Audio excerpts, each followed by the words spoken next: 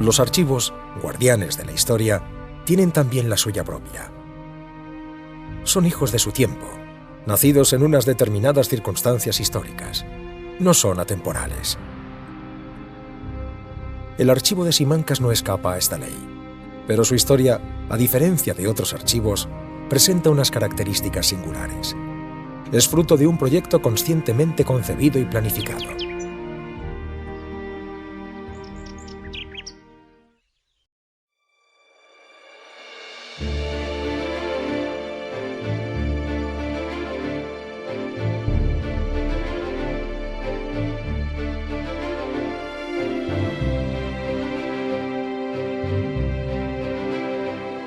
A mediados del siglo XVI, España dominaba en gran parte del mundo.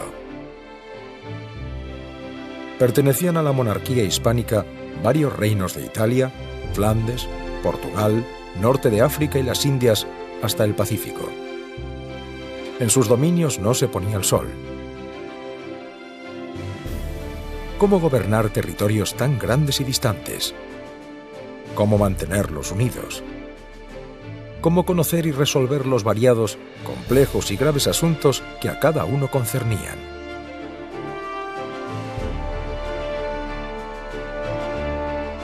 Ciertamente, en cada territorio había un representante del rey que gobernaba en su nombre. Este virrey o gobernador contaba con un amplio equipo de ministros que le ayudaban en las tareas de gobierno y justicia. Pero no bastaba con ello. ¿Cómo entrelazar tantos elementos? ¿Cómo percibir los problemas de cada uno? ¿Cómo hacerles llegar las soluciones?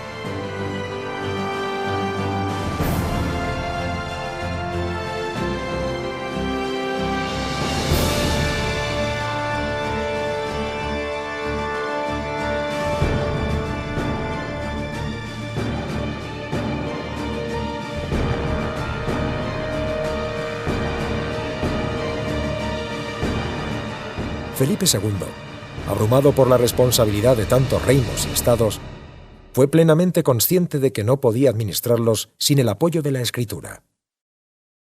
Se da cuenta de que con ella salva y achica los espacios. Se hace presente en todos los rincones del imperio. Con la escritura domina y controla, manda y ordena. Sin las escrituras, escribe a Jerónimo de Zurita, no hay la noticia que convendría para la buena dirección de las cosas presentes y de las que cada día ocurren.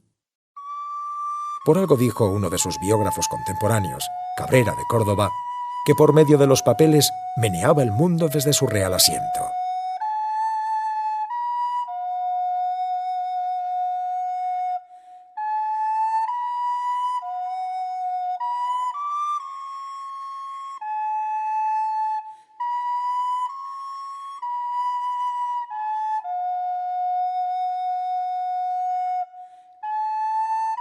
Consciente de esta realidad, poco después de regresar de su viaje por varios países en 1559, lleva a cabo su proyecto del Archivo de Simancas. Lo diseña y dirige de forma personalísima. Lo basa en dos apoyos fundamentales. Lo primero es el edificio. Se fija en el castillo que los almirantes de Castilla, los Enríquez, habían construido en Simancas hacia 1465. Era edificio que ofrecía seguridad y cercano a Valladolid, ciudad de corte. Además, su padre Carlos V ya había elegido en 1540 la parte alta de uno de sus cubos o torres para guardar ciertos documentos.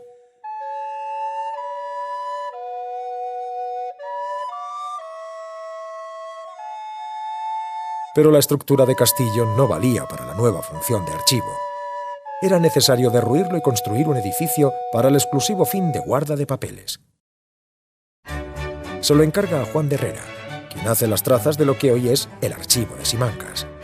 Aunque conserva algunas partes del antiguo castillo, el muro que rodea el archivo, la capilla y la estructura externa de los cubos, todo lo demás lo rehace. Simancas se convierte en el primer edificio construido para archivo en la Edad Moderna.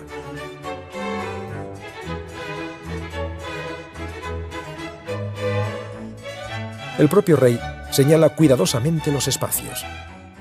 Para las escrituras de sus derechos elige 2 salas de patronato real. Para las restantes, las grandes salas diseñadas por Herrera. De nada hubiese servido un edificio donde guardar la voluminosa documentación del Imperio filipino si no hubiese dispuesto personas y normas concretas para recibirla, guardarla y ordenarla.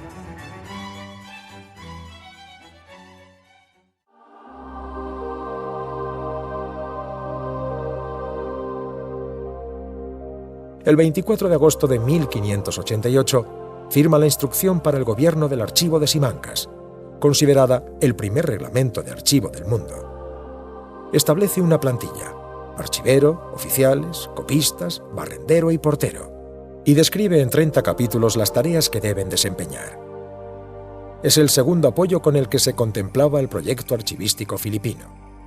Tanto influjo causó en los contemporáneos que los viajeros del siglo XVI describen la villa de Simancas con 4 palabras: el archivo del rey.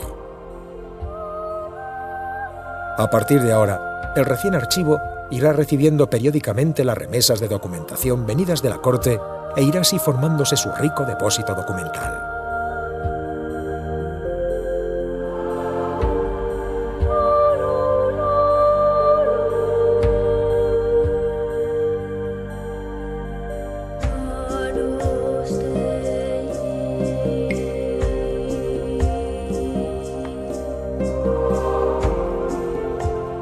La riqueza de su contenido corre pareja con la singularidad de su corriente.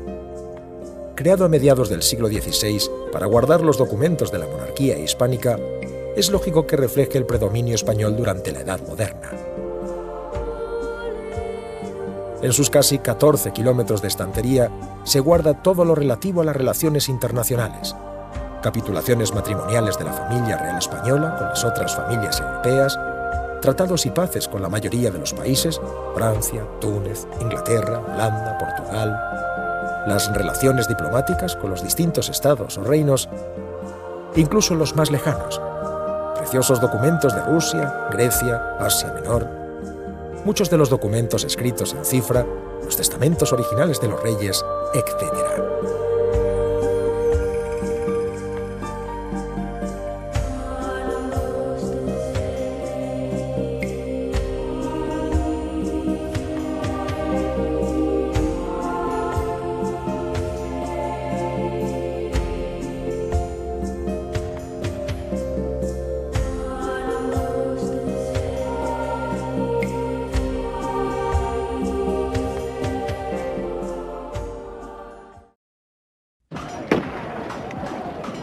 Los asuntos militares ocupan lugar destacado.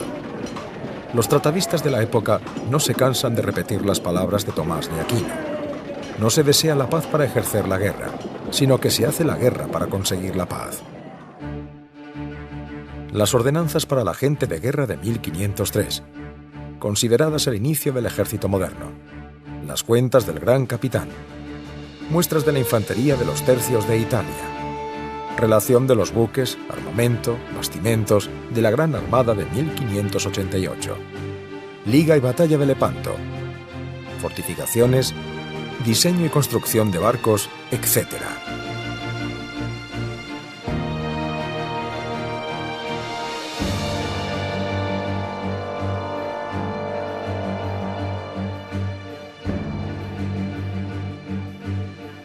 Granvela afirmó que el dinero es el nervio de la guerra.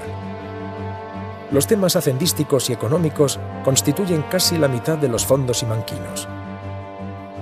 Los vecindarios, el valor de las rentas de todos los pueblos de la Corona de Castilla, los dineros venidos de Indias, los privilegios de mercaderes, genoveses en Sevilla, las cuentas de mercaderes, patentes de inventos, diseño para desaguar la mina de Almadén, la realización del catastro del Marqués de la Ensenada, recuento de todos los inmuebles de la Villa de Madrid en 1752, planimetría de Madrid.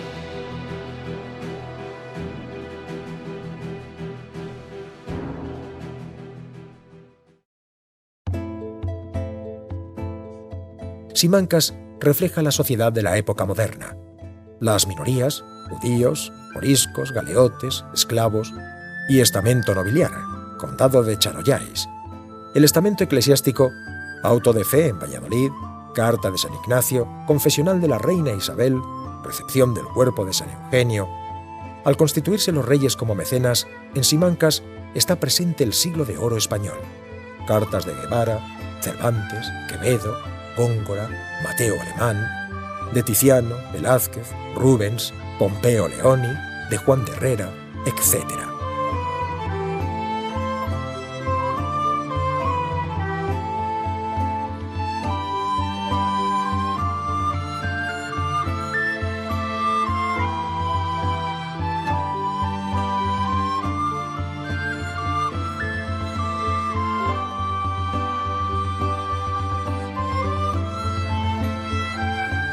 Una de las secciones más consultadas es la colección de mapas, planos y dibujos. La plasmación gráfica de un espacio no solo permite, como la escritura, superarlo y dominarlo, sino sustituirlo y reemplazarlo. Bien pronto adivinaron los monarcas la trascendencia de la cartografía como portadora de utilidad, información y propaganda política. De ahí su presencia en Simancas. Su cronología abarca toda la Edad Moderna, datándose el más antiguo en 1503. Los más de 7.000 planos o dibujos que guarda el archivo se reparten entre 1/3 para los siglos XVI y XVII y 2/3 para el siglo XVIII. Su temática es tan variada como lo fueron los asuntos que afectaron a España en dichos 3 siglos. Existen mapas de la mayoría de los países europeos, militares de fortificaciones, artillería, barcos, arsenales, etc., económicos de fábricas, maquinaria, puertos, canales, caminos, y artísticos de urbanismo, sitios y palacios reales, retratos, etc.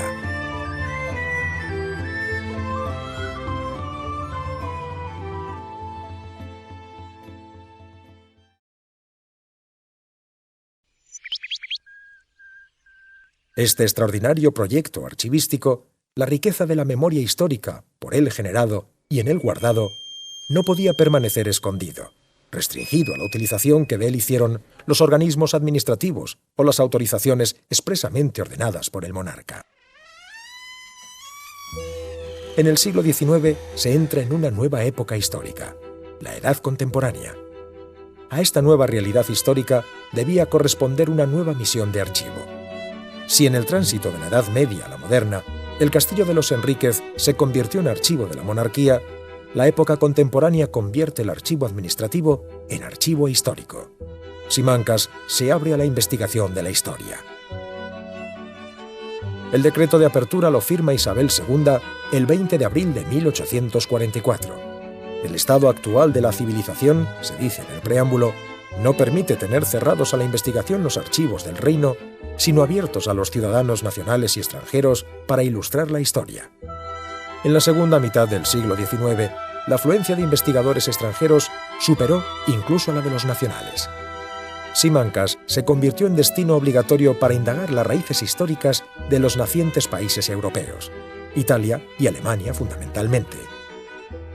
Por Simancas pasaron historiadores tan renombrados como el belga Luis Próspero Gáchar, los alemanes Konrad Hebel y Karl Lanz, y también Hayward Keniston, Alice B. Kuhl, el ruso Vladimir Piskorsky, el italiano Isidoro Garini, el danés Kalkar, los franceses de Scher y Alfred Morel Fatio, y un largo etcétera. Para realizar eficazmente esta nueva misión, el archivo tuvo que adecuar sus estructuras internas y externas. Se dobla la plantilla de funcionarios. Se recogen de Madrid las últimas remesas de documentos pertenecientes al antiguo régimen, más de 30.000 legajos, y se inician los trabajos de descripción de sus fondos, publicándose los primeros catálogos. Simultáneamente, se acometieron las indispensables mejoras de instalaciones y servicios. Durante el siglo XX continuó y se intensificó sobremanera la afluencia de investigadores. La atención preferente de estos no va a ser ahora la exaltación de las glorias nacionales. Se centrará más bien en el análisis de la evolución histórica desde los más diversos planos. Se realizará historia nacional e historia local, historia política e historia cultural, historia económica e historia religiosa. España se abre a las corrientes historiográficas europeas que encuentran en Simancas uno de los focos de mayor irradiación en España. Los historiadores más representativos de dichas corrientes, Fernand Braudel, Marcel Bataillon, Hamilton, Verissimo Serao, Conecche y otros muchos, pasan por Simancas en la segunda mitad del siglo XX. El encuentro con historiadores nacionales de la talla de Felipe Ruiz, Ramón Carande, Antonio Romeo, Domínguez Ortiz, en la Residencia de Investigadores, inaugurada en 1955, contribuyó de forma notabilísima a la renovación de los estudios históricos en España. En esos años, los extranjeros constituían el 44% de los investigadores, 2/3 eran europeos, casi una cuarta parte norteamericanos y un reducido 3% asiáticos y africanos. A causa de esta concurrencia de estudiosos y coincidiendo con la muerte de Carlos V, en 1958 Simancas se renueva profundamente. La descripción archivística, la actividad más importante de los archivos, es extraordinaria. De estos años data la publicación de los catálogos de la sección de Estado, que tratan sobre las relaciones internacionales con la mayoría de los países europeos. El archivo de Simancas acusa el profundo cambio operado en España con la llegada de la democracia y de las libertades. Solo desde 1985 al año 2000 han consultado sus fondos 12.500 investigadores, más que en los casi 150 años que discurren desde 1844 a 1984, en los que apenas se registraron 12.000 investigadores.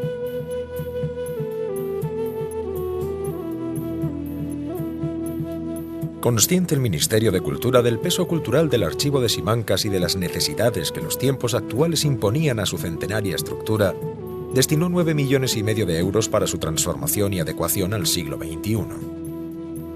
Las obras se han realizado en 3 fases. Afectó a la primera la principal misión de los archivos, la conservación del patrimonio documental. Para ello se edificó un depósito documental en la zona oeste del archivo, la única que, por no haber entrado en los planes constructivos de Juan de Herrera, era susceptible de adaptarse en su interior para ese fin determinado. El resultado es la construcción de 7 pisos, dotados de la máxima seguridad para albergar los casi 14 kilómetros de documentación que guarda Simancas. La segunda fase atendió a la construcción, en la antigua explanada del archivo, de un edificio nuevo que servirá para fines de difusión. Dotado de amplias salas expositivas y de salón de actos, se utilizarán sus dependencias para exposiciones, cursos, seminarios, simposios y otros actos culturales que divulguen la realidad y significado del archivo simanquino. La última y tercera fase se ha centrado en la remodelación de las dependencias del antiguo edificio, adaptándolas a las necesidades de un archivo del siglo XXI. Las nuevas tecnologías ocupan lugar preferente. El Ministerio de Cultura viene impulsando desde hace años un ambicioso proyecto de informatización y digitalización de los fondos documentales de los archivos estatales, entre los que se cuenta Simancas, a través del programa PARES, Portal de Archivos Españoles. Se pretende, con fines de conservación y divulgación, poner al alcance de los ciudadanos la rica documentación archivística de forma que cualquier persona, desde su ordenador, pueda acceder a la información de los inventarios y catálogos de los diferentes archivos de gestión estatal y a las imágenes de sus documentos, sin tener que trasladarse a la sede de dichos archivos. Millones de datos e imágenes accesibles a cualquiera y en cualquier lugar del mundo. Varios de los fondos de Simancas pueden ya ser consultados en este innovador programa.